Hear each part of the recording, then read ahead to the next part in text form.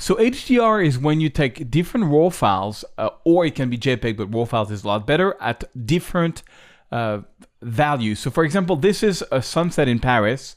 I shot a while ago, and it was shot here at ISO 100 f.8 at 1/80th of a second, okay? All right, so this is the normal exposure. It's at 1/80th of a second, okay? If I go on the underexposure, it's at 1/320 seconds. Same f-stop, f8 ISO 100, f8 ISO 100. But basically, this photo has twice less light than this photo. And one very easy way to calculate it is if you take 1/80th of a second and you multiply by 2, you make it twice faster, you get 160. If you multiply 160 by 2, you get 1/320 of a second. Now, 1/320 of a second is a lot faster than 180, so you get a much darker photo. And check this out, it is 1/320 of a second. And on the opposite, if you make a longer exposure, so 180 divided by 2 makes 140, divided 2 by 120, this one should be at 120, and it is. So basically, normal exposure, underexposure, overexposure. Each one have 2 f-stop, where an f-stop is just that the quantity of light is doubled twice, okay? Or is it's minus twice. Okay, so I'm gonna select all 3 photos, I'm gonna right click, and I'm gonna go into photo merge HDR. And the reason we do this, especially in a scene like this, which is so crazy, you're better off doing that, because if you want to get details in the highlights and the shadows, it's important, especially if you don't have a very fancy camera. I happen to have a very fancy camera, but it was a very fancy sunset, believe me. Make sure auto align is always on. Auto settings I don't do because it retouches the photo for you. I rather do it myself. Now deghosting is kind of important. So deghosting, let me put it on high. I'm not sure this is going to apply here. Basically, when you take 3 different photos, stuff are moving between one photo to the other. And when you make an HDR with it, what can happen is you get like a ghosting effect. And you don't want that. So if you're not sure, just put it on high deghosting amount. It's going to take more time, but it's going to help having less blur in the leaf, for example, or in things like this. So here we have people moving. So it's saying that there is ghosting effect here, and it is actually showing where the effects are. And that's where people are moving. So I'm like, yeah, I mean, do you rather have blurry people or do you rather have sharp people? I rather have sharp people in this case. And create stack is what we covered already. It's going to make a stack, which makes them easier to find and easier to organize. So now let's merge and see what's going to happen.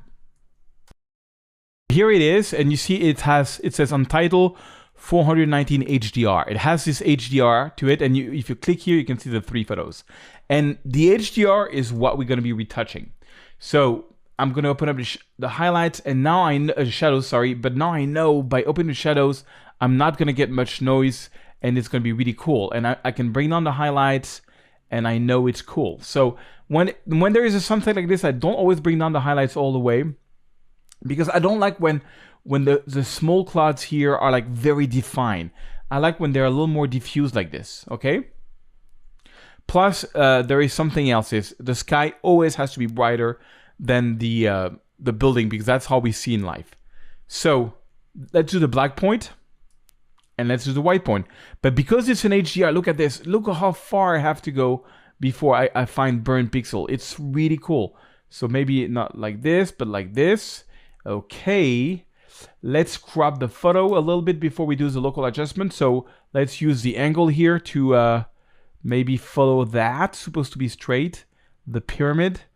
And then let's go to 16 by 9 because I want to 16 by 9 it.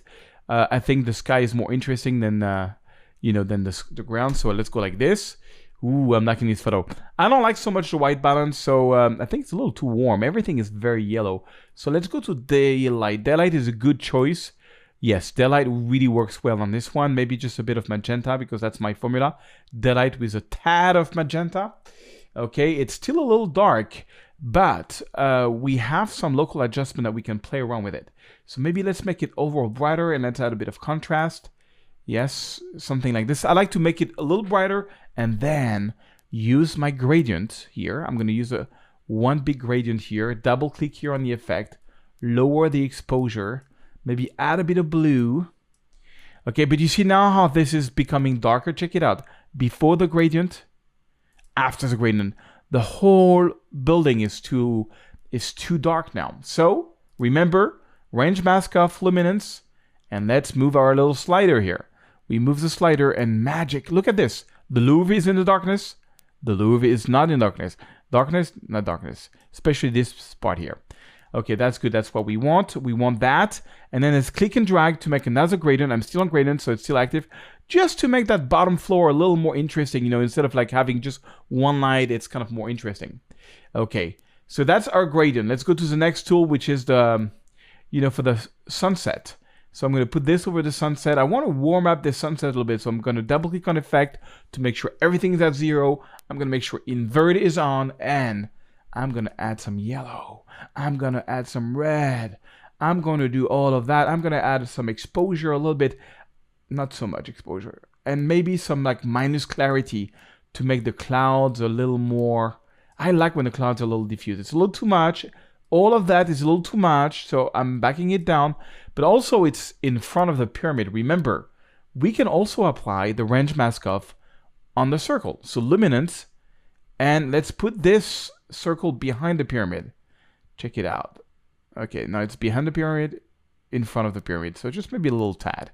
It just, check this out. Before the circle, after the circle. Just make that sunset really pop.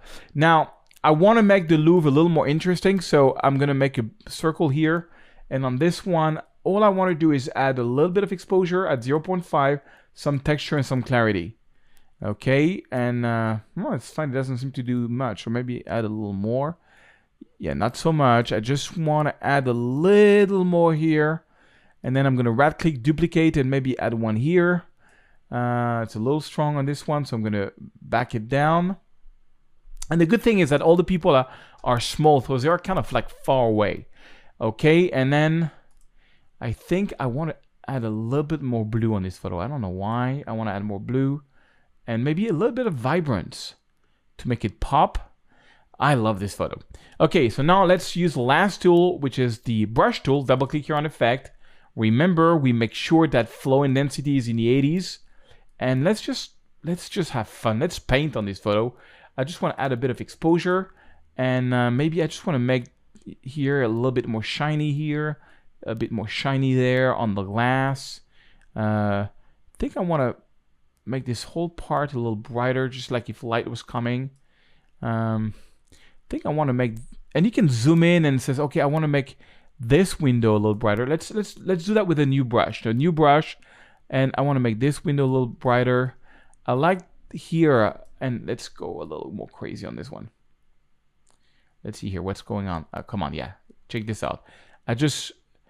Check this out. I'm just gonna add some yellow too. So you gotta be very careful. It's a very powerful brush, and now I'm just gonna keep on brushing this. And it's just to make this shine a little more. Why not? And that window, I wanna make it shine too. You know, small things like this goes a long way. Check it out. Now, before the brush stroke, look at that shine here. Okay. So before all that brush stroke, after all that brush stroke. Now, with such a strong brush, make sure you don't brush here, for example. It's going to look really weird. Like, check it out. I'm going to zoom out. It's going to look really weird. But on the small windows, it works. So Command Z to undo the last brush stroke, because Command Z works really well in Lightroom. And check this out. Let's go now and do some sharpening to this photo. Let's see how sharp it is. So let's go and do our good old formula of sharpening. I'm going to go to like maybe 90, you know, the good 90, 10, and the masking around 50 or 60. Check out the masking. If you hold on the Option key, you can see where the masking goes to. Masking goes a long way. Hold on. I don't know why the masking is not showing up. It's called a bug. But you can see here in the preview, basically, yeah, you can see it here. Anything which is white is going to get sharpened. Anything which is not white is not going to get sharpened. And so I don't want to sharpen the sky. And so that's why it's like this. And then let's see here.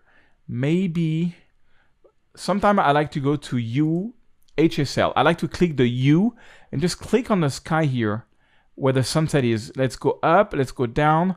Just to, like, this is adding some green and yellow. I don't like it. This is adding some red. I like that. Let's go to saturation. Maybe let's add even more saturation to that crazy sky, just a little bit. Okay, let's go to luminance. And let's maybe lower the luminance of the sky just a little tad. Okay, check it out. Just a few before, after. It's very subtle, and it's lagging. Yes, here it is. Very subtle, but you know, on a big print, it makes a big difference. There's a big spot here, so I'm using the spot heating brush tool, and let's maybe play around with the. Oh yeah, I want to do two things to this one. I want to use the remove chromatic aberration in case there is any. I'm not sure there is some. If there is some, it's going to be here. Oh, yes, there is some. Check this out. So I'm going to take that out. You see here, it's a little red. I don't know if you can tell on the video. And then if you click on remove chromatic aberration, it should be a little less. And it's not really, yeah, it is. It took it out. Like there's no more red. It's my computer is lagging. I have like the latest iMac. Lightroom can be really, really, and you can see the red is back here. So yeah, remove chromatic aberration is really good on this one. I think I went a little too blue on this. I went a little too blue. Now I'm looking at it, I'm like, you went too blue, too blue, too blue. Let's go back to something a little warmer. I mean, after all, it was a sunset. You know, the interpretation of colors is really up to you. Just make sure you kind of stay within human experience. I mean, your sunset's got to look like, this is how it looked to me when I shot it, okay? And so that's the final result. Boom, an HDR in Lightroom. I love it.